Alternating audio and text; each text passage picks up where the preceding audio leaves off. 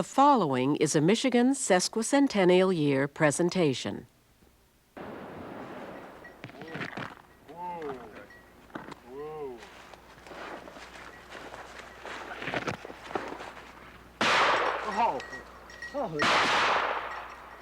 Here we go. The shooting is fast. That's woodcock hunting in Michigan's Upper Peninsula. That's what we're going to be doing in just a moment with biologist Jim Hamill and his great dogs. We have a woodcock recipe you won't believe. So simple and so tasty. Stay tuned. I'm Fred Trost. It's Thursday night. Time for Michigan Outdoors. October is the time for hunting woodcock, the small migratory game bird that's unusually abundant in the south central Upper Peninsula. DNR biologist Jim Hamill is as good a woodcock hunter as you'll find. Why are we here? Why is this so good? Well, this habitat is primarily composed of aspen, and it's young aspen. This particular cover type is about 15 to 20 years old, and it has an understory in the type itself. The understory is that vegetation underneath the canopy here.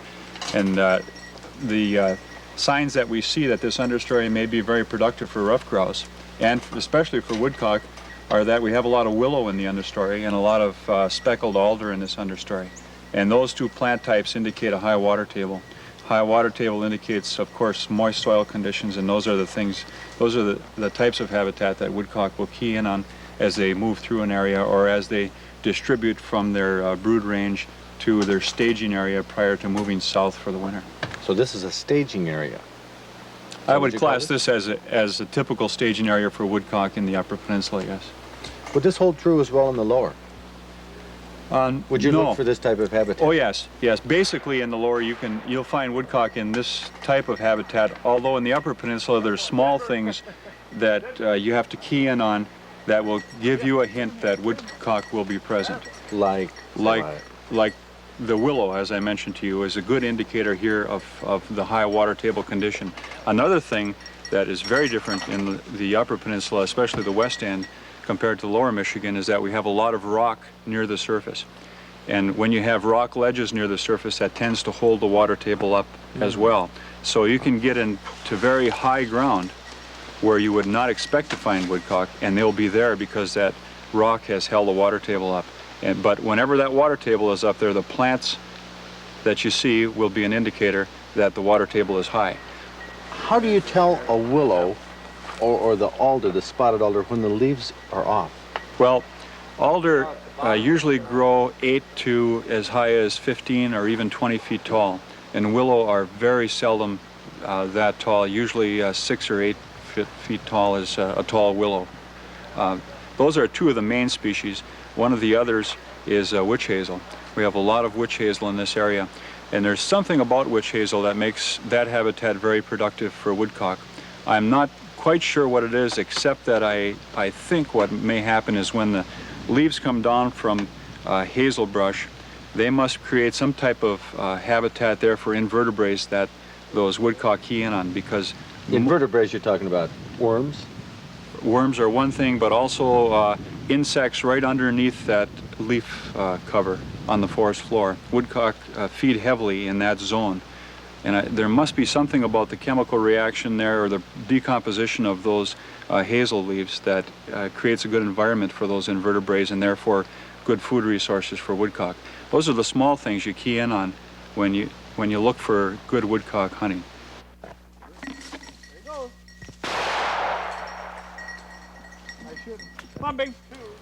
Now, 1 year growth like this that's been clear cut just a year ago, is this worth hunting at all? No, not at this time. But you have to start somewhere with a new stand. And 3 or 4 years from now, maybe 5 years from now, this will be an excellent place to hunt woodcock. Boy, it has great visibility, though. It sure does. But you won't see anything to shoot out there. The birds will not use this type of habitat at this time of the year. They may use it as breeding grounds in the spring. In other words, this will take the place of some openings in the early spring. So you'll expect to see male woodcock performing and breeding out here. But for this time of the year, this habitat is not worth hunting. What about the edges? The edges of this type are pretty good. It wouldn't be bad at all. It looks a little bit old, however. What you're looking for is aspen that's usually between 5 and 15 years old. Which would be between usually 6 and 20 feet tall? 6 to 20 is a good ballpark figure, right? What about What about hunting them without a dog? What, somebody says, hey, I don't have a dog, but I want to go woodcock hunting. What do you tell them? I tell them to concentrate in the places where there's alder and aspen. Tell them to find that interface between the two types, and we may have a chance to see that here today. But where the aspen and alder are found in mixed stands, just walking for woodcock is often productive. It's never as productive as hunting with a dog, however. Come on, let's get him. Yeah, there's a bird that's sitting right here. He's doing well. A dog has an easy time scenting woodcock, difficult time. What? Generally thought of as a relatively easy bird to handle in comparison to ruffed grouse. They certainly are easy to handle compared to ruffed grouse, and fairly easy to scent. The only problem that you might have when hunting woodcock is if you find the birds in places that have a lot of grass on the ground. The scent tends to rise straight from that bird, and I've had my dogs bump woodcock a lot in conditions like that. But if you catch them in spots where it's relatively open on the ground without a lot of ground cover, the dogs usually don't have too much trouble finding those birds. And another problem that dogs sometimes have with woodcock is if there's so many of the birds there that it's difficult for them to nail down a specific bird because they may have been moving around a lot and there's a large scent pool of woodcock scent around, and the dogs may be working very slowly on a specific bird and just bump another bird accidentally. That happens a lot.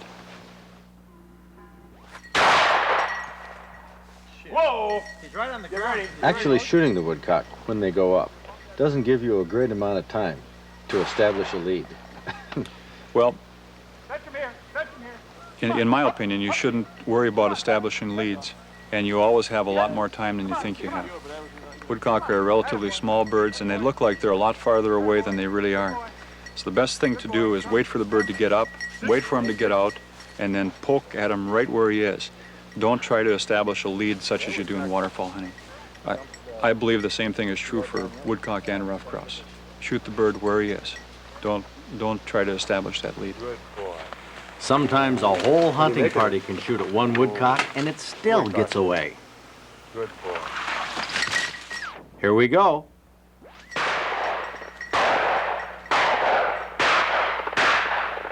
The elusive woodcock, a tasty little game bird that's a real challenge to hunters in Michigan outdoors.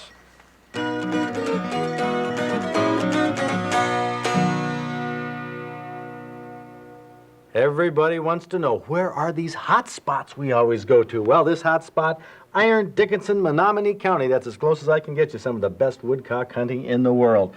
Few pockets of woodcock in the western UP. They're getting a few salmon. According to Root Cellar, getting limits of walleye in Lake Gogebic. Dick's favorite sports up in Houghton says sort of in between stages up there. Not too much on the fishing, but seeing lots of deer. Gary Hopp from Marquette says they're getting limits of walleye in the inland lakes and some limits of woodcock in the good territory. By the way, the color is fading up there, falling off the trees. It'll probably be the last weekend. Limits of walleye in Badenoch, according to Bayshore Resort, and some big perch. Harry Reinfeller says Muskogee Bay is loading up with walleye right now and big perch at Drummond Island, but not too many people fishing them. And that's sort of the story around the state. We have some anglers from shore doing better than the boats. According to Adrian, they're flushing lots of grouse, but too much leaves on the trees. Ace Hardware at Charlevoix says they're getting some good-sized perch.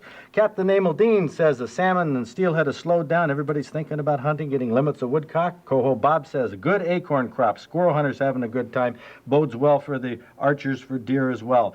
Captain Don Nichols at South Haven says they're getting some jumbo perch down there. They even had a king salmon hooked up the other day on perch bait. Real Hunting Outlet says limits of walleye and perch right down here in Lake Erie and Detroit River. Gales Bait and Tackle says small perch in the cuts around Saginaw Bay.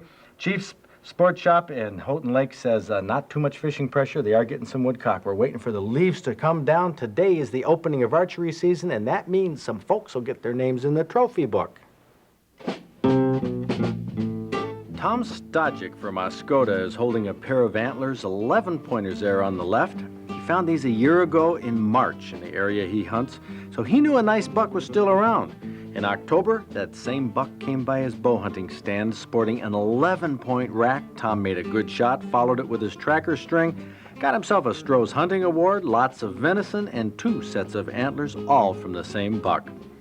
September held some good salmon fishing for many anglers this season, but one of the largest kings reported was this 42-incher caught by Gordon Gilray from Brimley. Took it off the mouth of the Carp River in Mackinac County. It's been a great fall for pink salmon fishermen. They're also called humpbacks, the pink salmon or humpback, because of their shape. This 21-incher weighed 3 3/4 pounds, a trophy for this species of small salmon. It was caught in the St. Mary's River up in the UP by Bob Fulton from Saginaw. The UP is also the country where most of Michigan's bears come from. One of the largest last year was this big bruiser, and we heard all about it at our Hunting Awards banquet on stage. John Keith from Fowlerville, Gogebic County, a 500-pounder. Well, we were out opening day, seen him 3 times, couldn't get a shot at him. On the second day, he came in about 6:30, knocked over a tree, and came right at me about 15 yards away, and I shot him. Okay, did that scare you? You bet. First time I ever had buck fever in my life. First time I seen him, yep. How many years have you been bear hunting? That's the first year, it's the first bear I ever seen. Oh. He weighed 500 pounds, dress, 575 live. Now you think the next bear that comes in when you're bear hunting again is going to scare you? I'm sure it will. It will. Congratulations, Mark Johnson from Fowlerville, a 500-pounder. There's no animal to hunt in Michigan that'll scare you like a black bear. They make good stories, nice rugs, the meat is excellent, and there's lots of it. For his 500-pounder, let's make Mark Johnkeef our Michigan Outdoors Bear Hunter of the Week. Leading off the outdoor headlines this week, unfortunately, is a bad decision made by a fisheries executive. Well, that decision called for the burying of about 150,000 brook trout that were surplus in the hatchery system. Fisheries Chief John Scott thought it was cheaper to bury the 3-inch brook trout than to plant them in lakes or streams. Scott has now been relieved of his duties by DNR Director Gordon Geyer. Geyer has offered no comment on the move, but is obviously hopping mad about Scott's decision. Matthew Gettler from Flint has at least unofficially taken a new state record bear. The bear was taken near Houghton Lake last week and dressed out at about 650 pounds. That's 37 pounds larger than the previous state record. And the DNR will be asking the State Highway Department to put signs up in the Upper Peninsula asking motorists to watch for moose crossing. Last week, a motorist killed a moose near Munising. Senator John Cherry of Clio is a sportsman who supports the firearm preemption bill that would prevent local units of government from making different and more confusing gun laws than the states. I asked Senator Cherry why he thinks anti-gun legislators are so sure that local handgun bans would really help reduce crime. Well, it's just a simple logical conclusion that someone's killed with a handgun, therefore you remove handguns and it's going to solve the problem. The problem is that there's bad human relations, and there's the source of the problem. And I think handguns have gotten a bad rap because of that. And clearly the answer is not to allow a hodgepodge of laws all across Michigan to try to deal with that problem.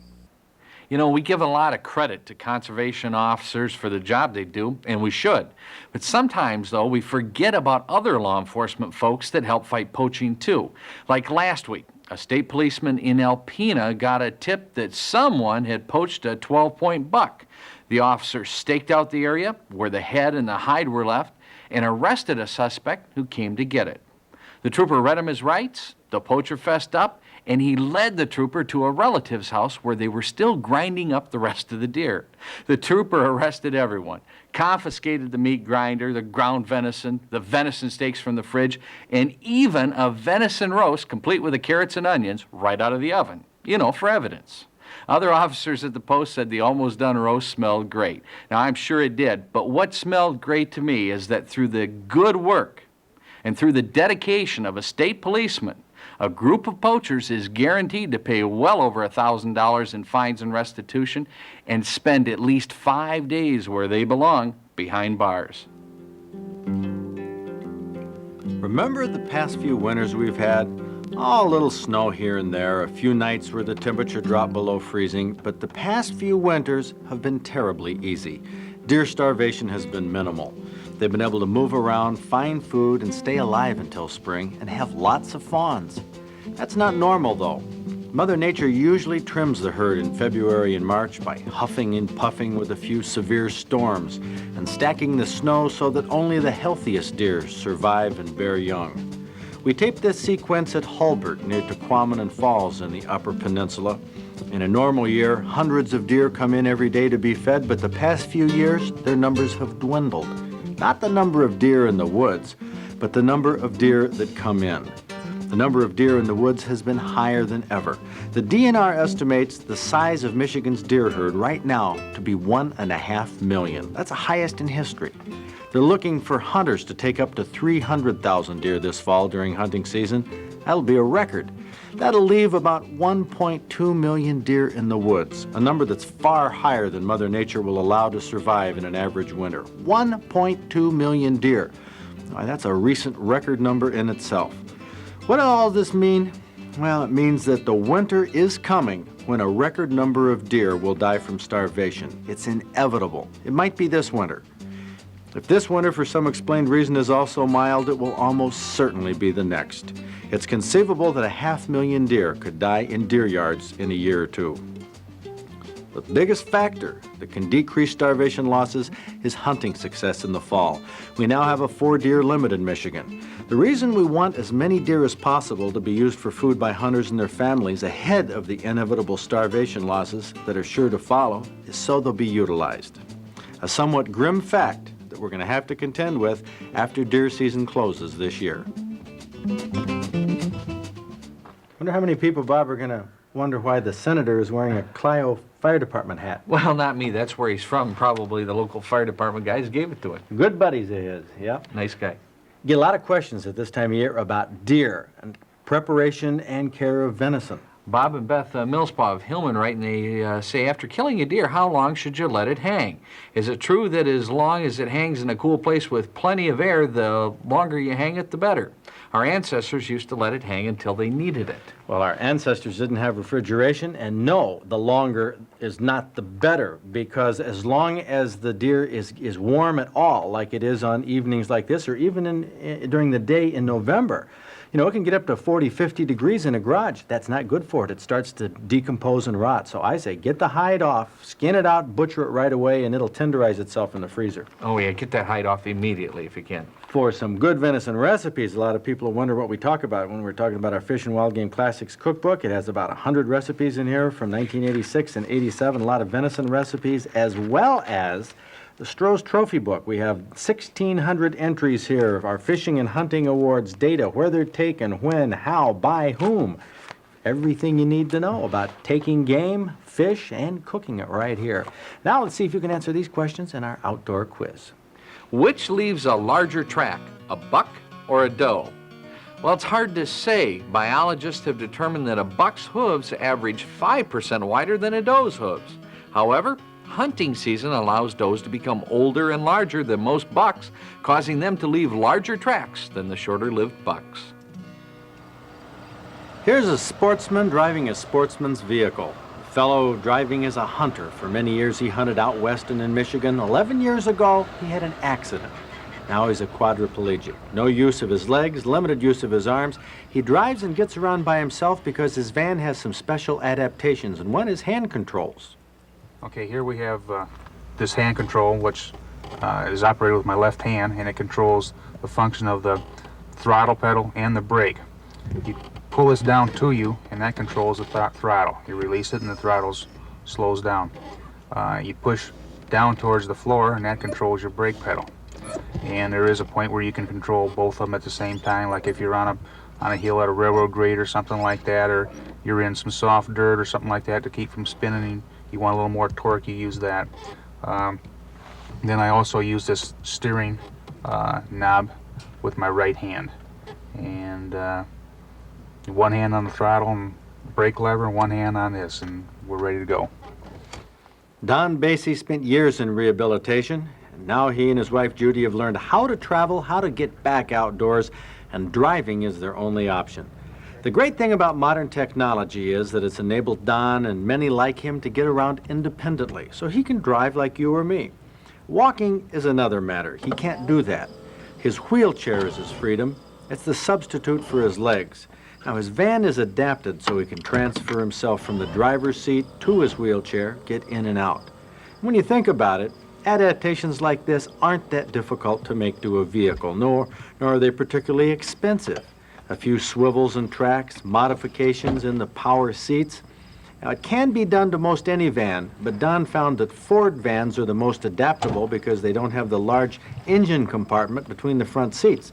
The engine is forward. You might wonder, watching what Don goes through to get in and out of his van, how he could possibly hunt. Well, that's something we're going to solve, just like the way he solved getting in and out of his vehicle. It's not impossible. All of these processes he goes through to get in and out, he reverses when he gets back in. And when he's out of the van, he can open the doors and lower the ramp with remote controls. But look how Don can do this himself. It's a great feeling of independence for a handicapper. So what about hunting?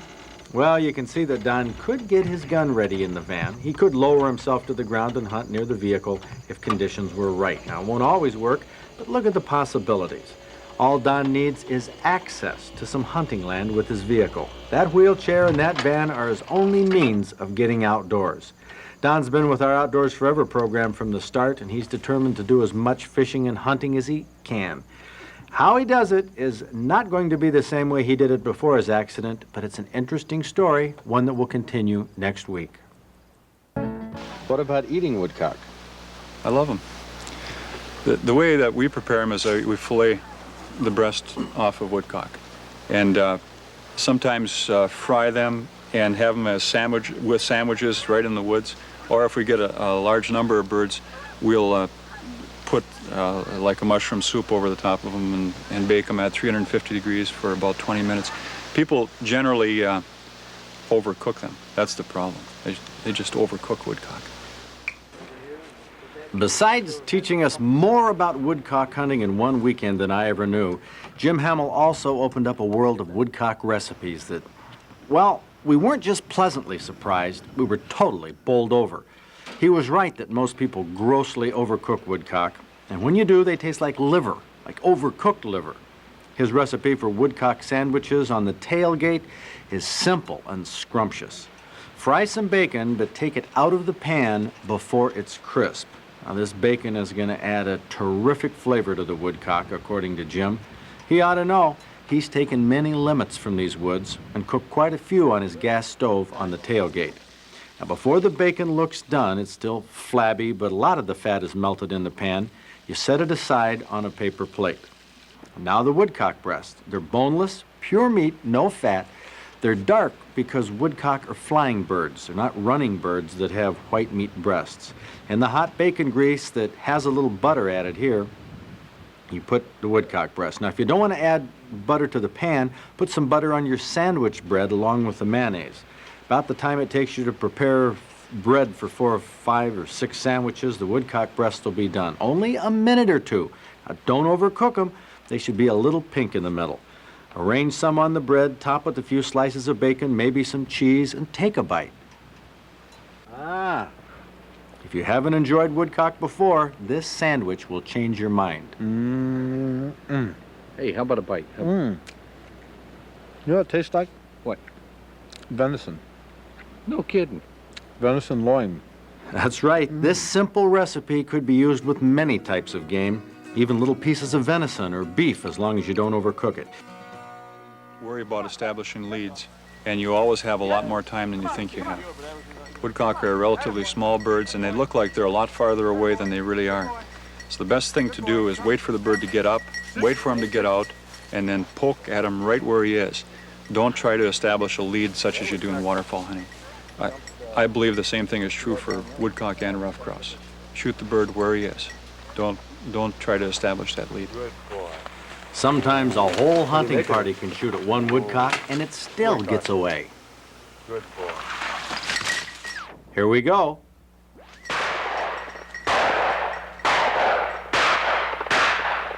The elusive woodcock, a tasty little game bird that's a real challenge to hunters in Michigan outdoors.